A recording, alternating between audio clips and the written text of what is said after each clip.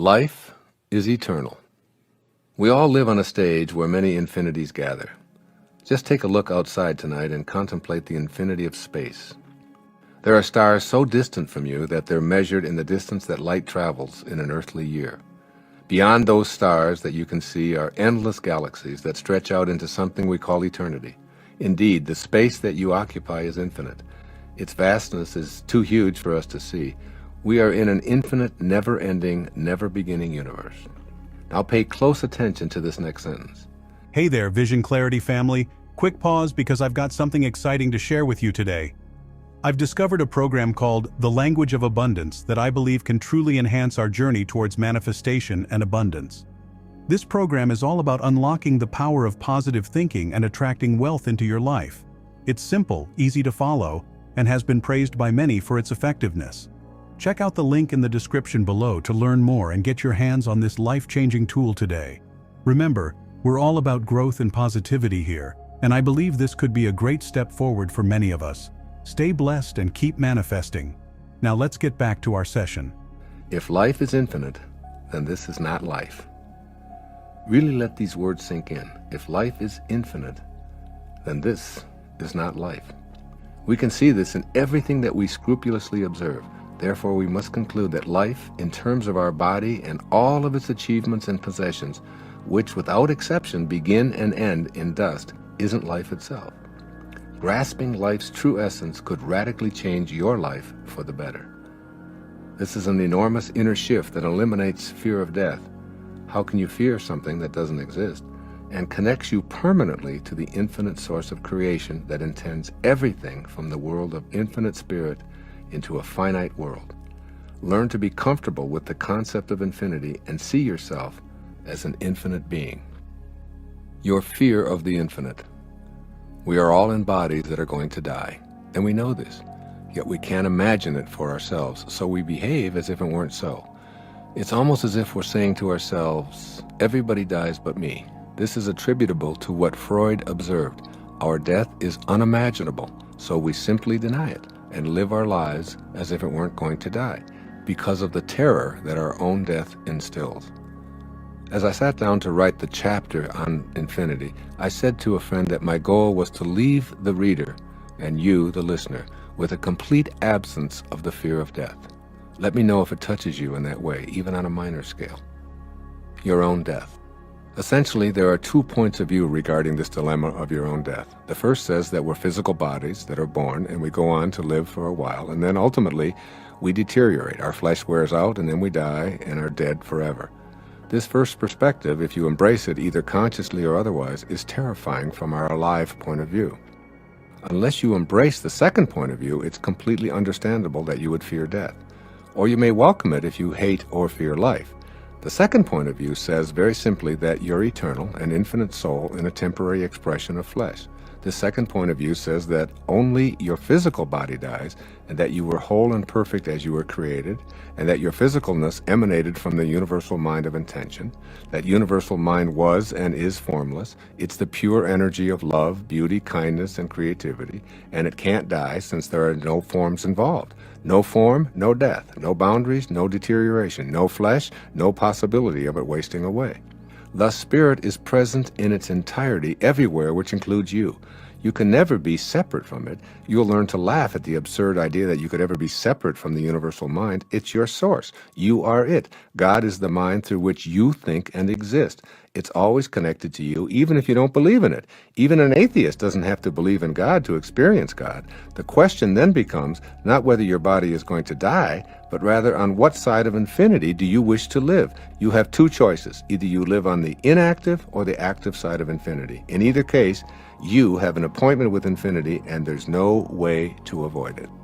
Your appointment with infinity.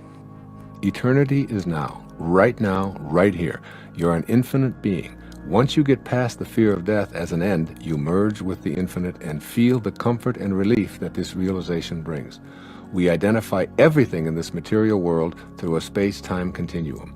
Yet infinity has no preference for time and space. You aren't the elements that make up your body. You merely make use of the elements. You go beyond space and time and are merged with the infinite universal mind. If you haven't recognized it, it's because of your fear. You can keep your appointment with infinity while you're in your temporary body with its slavish adherence to time and space. My objective in this chapter is to help you to realize and do this. If you make this merger, I assure you of a life without fear of death. When your infinite soul leaves the body, it's no longer subject to the constraints of time and space. Separation can no longer interfere with you. So my question to you isn't about whether you believe you have an appointment with infinity, it's about when you're going to keep that inevitable appointment. You can either do it now while you're still alive in your body in the illusion of time and space, or you can do it at death. If you decide to make your appointment with infinity while you still live and breathe, it's like learning to die while you're alive. Once you make this transition to the active side of infinity, your fear of death dissolves and you laugh at the folly of death. Understand your true essence. Look death squarely in the face and break the shackles of slavery to that fear. You do not die. Announce it. Meditate on it. Look at it from this angle. If you're not an infinite being, what would be the purpose of your life? Surely not going through the motions of being born, working, accumulating, losing it all, getting sick, and dying. By waking up to your infinite essence and staying connected to the 7 faces of intention, you begin to free yourself of the limitations your ego has placed on you. You set in motion the guidance and assistance of the infinite universal mind to work with you. And most of all, you feel the peace that overtakes you when you expel your fear of death and mortality. I'm touched by the stories of great spiritual teachers leaving this earthly plane feeling blissful and fearless. They banished all doubt, extricated all fear, and met infinity head-on with grace. Here are the final words of a few of the people I've long admired. The hour I have long wished for is now come. Teresa of Avila. Let us be kinder to one another. The last words of Aldous Huxley. If this is death, it's easier than life. The last words of Robert Louis Stevenson. This is the last of earth. I am content. John Quincy Adams. I shall hear in heaven. Ludwig van Beethoven. Light, light, the world needs more light. Johann von Goethe. I am going to that country which I have all my life wished to see. William Blake. It's very beautiful over there. Thomas Edison. Ram, Ram, Ram. God, God, God. Mahatma Gandhi. Why not write your own final words now and make your transition to being an infinite being while you still occupy your body? As you consider your appointment with infinity, look at how most of us live our lives. We know we're in a body that's going to die, but we behave as if it's not going to happen to us. This viewpoint is from the inactive side of infinity, where we don't see our connection to intention and our ability to stay in harmony with our creative spirit. Let's examine the essential difference between keeping your appointment with infinity now or at your own death. In one case, you'll be on the active side of infinity, and in the other, you'll avoid it by being on the inactive side. The active versus the inactive sides of infinity. On the active side of infinity, you're fully cognizant that you're in a body that's going to die. Furthermore, your inner knowing is that you aren't that body, its mind, or any of its achievements and possessions. On this active side of infinity, you are first and foremost an infinite spiritual being having a temporary human experience, and you do all of your living in all of your relationships from this very perspective. On the inactive side of infinity, your experience of life is quite the opposite. Here, you're first and foremost a human being having an occasional spiritual experience. Your life is guided by a fear of death, a separation from others, a competitive style, and a need to dominate and be a winner. The inactive side of infinity separates you from the power of intention. Here are some of the distinctions that I see between those who live in the active side of infinity and those who deny their eternal nature and opt for the inactive side of infinity. A sense of destiny. In the active side of infinity, your connection to intention will no longer be thought of as an option, but as a calling that you must heed. The inactive side of infinity leads you to see life as chaotic, purposeless, and meaningless, while your position on the active side of infinity leads you to fulfill a destiny that you feel deep within you. Your sense of destiny lets you know that you're playing this game of life on the active side of infinity. Prior to accessing your sense of destiny, your motivation was what you wanted out of life and what you'd like to do. On the active side of infinity, you realize that it's time to do what your destiny intended you to do. Wallowing around hoping things will work out, waiting for your luck to change, and hoping others will come through for you no longer feels right. Your sense of destiny allows you to realize, I am eternal. And that means that I showed up here from the infinitude of spiritual intention to fulfill a destiny that I must act upon. You begin stating your objectives in the language of intention, knowing they'll materialize. You enlist the power of intention to keep you on track. It can't fail because there's no failure in the infinite. This 13th century poem may inspire you to know you have a destiny. You were born with potential. You were born with goodness and trust. You were born with ideals and dreams. You were born with greatness. You were born with wings. You are not meant for crawling, so don't. You have wings. Learn to use them and fly. That's Rumi, one of my very favorite poets.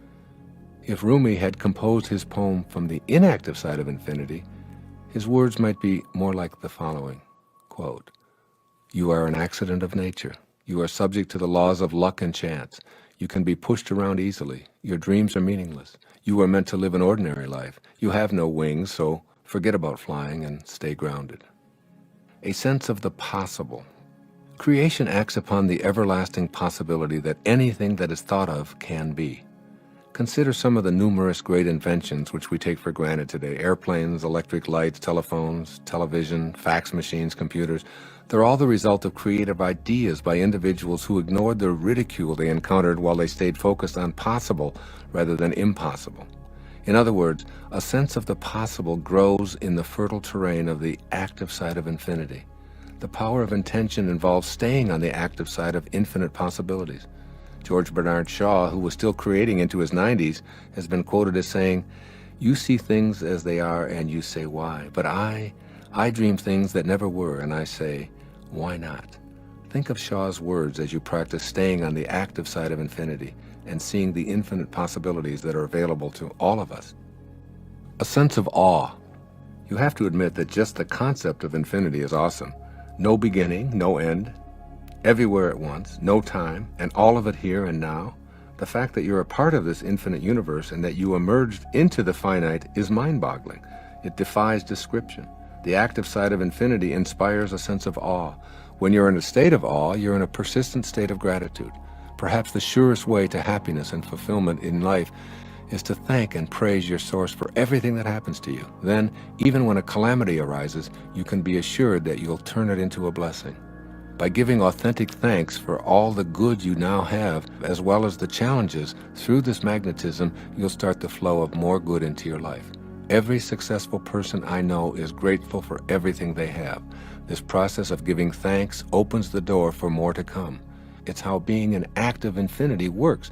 Your sense of awe at all of the miracles you see around you allows you to think, see, and live more of these miraculous occurrences. In contrast, a state of ingratitude stops the infinite flow of abundance and health. It's a door closer. A sense of humility. The active side of infinity fosters a sense of humility. When humility enters your soul, you know that you're not alone in this world because you sense the heart of the power of intention, which is in each and every one of us. To quote the Talmud, "Even if you be otherwise perfect, you fail without humility," unquote. When you embrace the active side of infinity, you're looking at something so enormous that your little ego is dwarfed in the process. You're looking out at forever, and your little life is but a tiny parenthesis in eternity. One of the reasons for so much contemporary depression and ennui is the inability to see ourselves connected to something greater and more important than our own puny egos. Young people whose primary focus is on their possessions, their appearances, their reputations with their peers, in short, their own egos, have very little sense of humility. When the only thing you have to think about is yourself and how you appear to others, you've distanced yourself from the power of intention. If you want to feel connected to your own purpose, know this for certain. Your purpose will only be found in service to others and in being connected to something far greater than your body, mind, ego. A sense of generosity. If asked, "Why do you give us light and warmth?" I believe that the sun would answer, "It's my nature to do so." We must be like the sun and locate and dispense our giving nature. When you're on the active side of infinity, giving is your nature. When you're on the inactive side of infinity, you view life in terms of shortages, and hoarding becomes a way of living. Generosity, as well as the inclination to reach your intentions, is lost when you think in these terms. If you can't see an infinite universe with infinite supply and infinite time and an infinite source, you'll be inclined to hoard and be stingy. The power of intention is paradoxically experienced through what you're willing to give to others. I love Swami Sivananda's advice, and I encourage you to consider it here. Everything that he suggests, you own in infinite amounts. He put it this way: the best thing to give your enemy is forgiveness. To an opponent, tolerance. To a friend, your heart. To your child, a good example. To your father, deference. To your mother, conduct that will make her proud of you. To yourself, respect. To all men, charity. Make giving a way of life. It is, after all, what source and nature do eternally. I've heard it said about nature that trees bend low with ripened fruit, clouds hang down with gentle rain. Thanks for watching. Before we wrap up, I want to remind you about the Language of Abundance program I mentioned earlier. It's a game changer for anyone on a manifestation journey. Simple, effective, and designed to help you attract prosperity. If you're ready to take your journey to the next level, click the link below. Remember, we're all about positivity and growth here. So let's keep manifesting and creating the life we desire. Until next time, stay blessed and keep your vision clear.